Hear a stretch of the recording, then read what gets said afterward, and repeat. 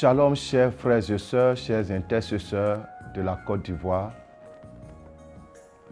Vous tous qui aspirez à la restauration et à la délivrance totale de notre nation pour la gloire de notre Seigneur et Sauveur Jésus-Christ.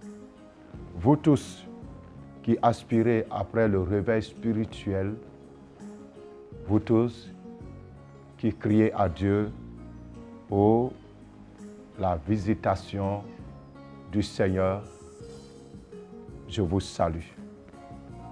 Ce samedi 6 août 2022, nous étions réunis à l'autel du Dieu vivant pour un temps de prière en faveur de la fête de l'indépendance de notre pays, la Côte d'Ivoire. Le thème de notre rencontre de prière était « Déchirer le voile de la mort », tiré du livre d'Ésaïe chapitre 25, le verset 7. Bien-aimés, à l'occasion de ce moment de prière, le Seigneur nous a fait la grâce de découvrir un mystère du combat spirituel. Pendant que nous étions en pleine intercession, le Seigneur, dans sa grâce, va nous permettre de voir quelque chose qui se passe dans les airs. Avant d'aller plus loin, je vous invite à lire avec moi Éphésiens chapitre 6, le verset 12. La Bible nous dit là-bas, car nous n'avons pas à lutter contre la chair et le sang, mais contre les dominations, contre les autorités, contre les princes de ce monde de ténèbres, contre les esprits méchants dans les lieux célestes.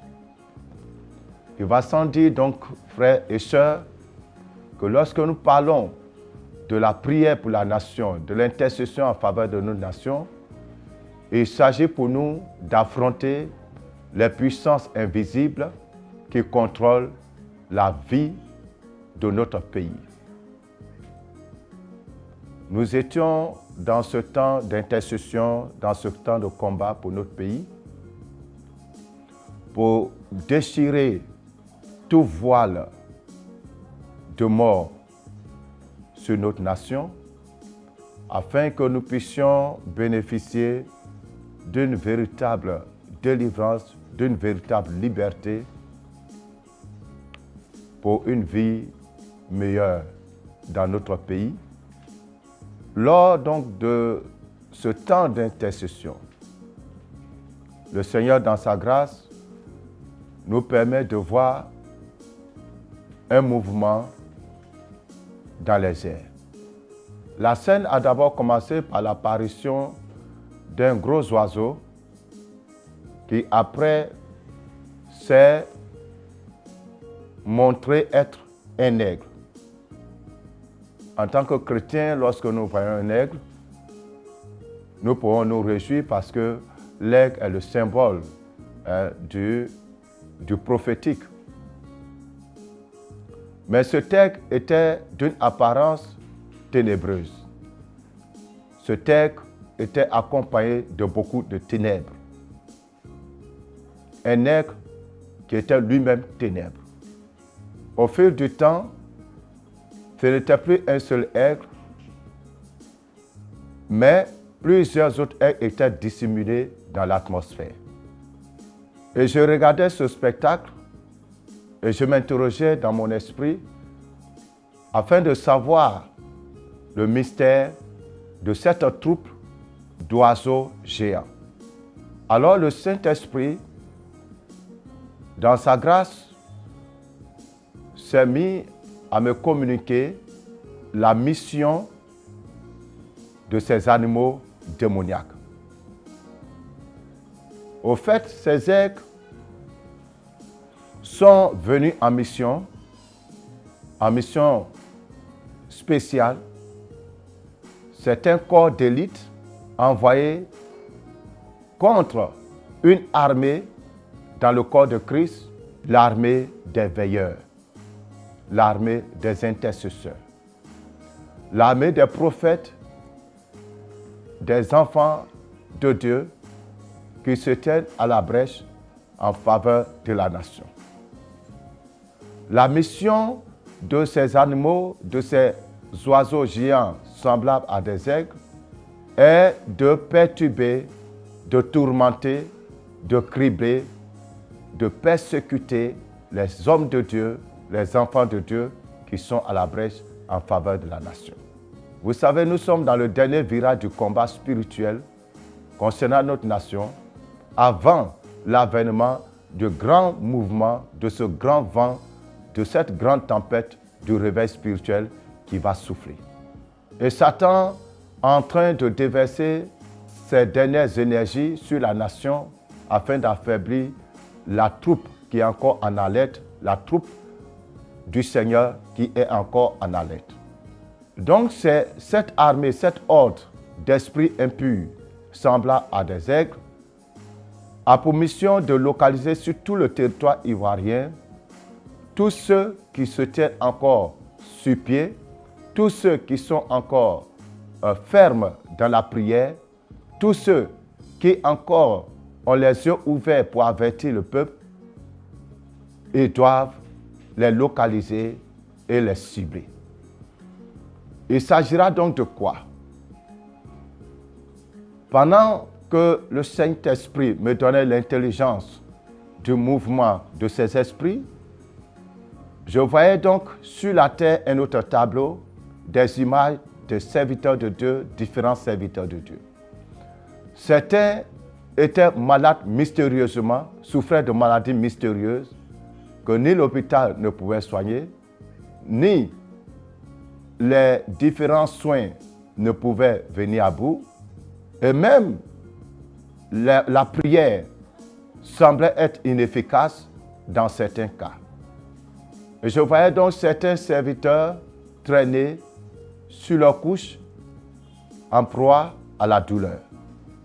D'autres serviteurs étaient piégés par l'ennemi à travers des femmes, quand certains d'autres étaient piégés à travers l'argent des offrandes. Certaines offrandes piégées.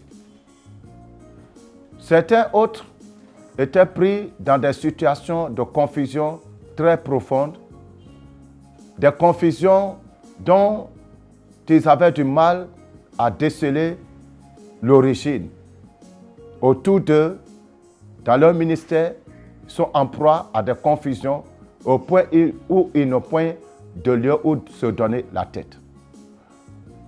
Le but de toutes ces activités ténébreuses, toutes ces attaques sur ces serviteurs de Dieu, sur ces intercesseurs, ces prophètes, était de faire en sorte que leur attention soit détournée du combat spirituel.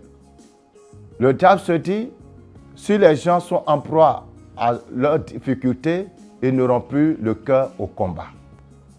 Bien-aimés frères et sœurs, voici donc la stratégie que l'ennemi compte adopter dans les temps à venir. C'est pour cela, selon que le Saint-Esprit m'a permis de comprendre, voici ce qu'il faut faire pour échapper aux flèches, aux traits enflammés de l'adversaire. Le Seigneur m'a dit, dis à tes frères de rester dans l'adoration. Le combat se déroule au niveau de l'esprit. C'est un combat au niveau de l'esprit. Il va falloir donc élever votre esprit au-dessus des nuées.